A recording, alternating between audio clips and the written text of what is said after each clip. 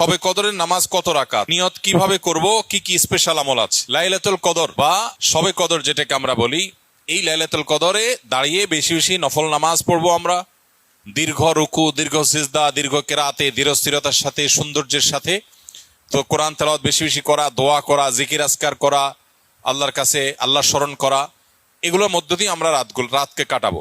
লাইলাতুল কদরে বিশেষ আমল বলতে একটা দোয়াই শুধু হাদিস দ্বারা আমরা জানতে পারি, সেটা হলো নবী করিম সাল্লাল্লাহু আলাইহি সাল্লাম মা আয়েশা রাদিয়াল্লাহু তাআলা আনহাকে শিখিয়েছেন যে লাইলাতুল কদর পেলে তিনি যেন এই দোয়া পড়েন, আল্লাহুম্মা ইন্নাকা আফুউন তুহিব্বুল আফওয়া ফা'ফু আন্নি। আল্লাহ আপনি ক্ষমাশীল, ক্ষমাশীলতাকে আপনি পছন্দ করেন, অতএব আমাকে ক্ষমা করুন।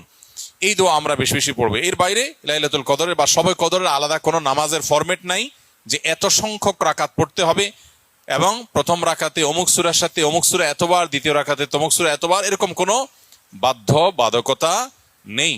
যে কোনো সূরা দিয়ে অন্য যে কোনো সাধারণ নামাজের মতো করে আমরা লাইলাতুল কদরের নামাজ পড়তে পারি।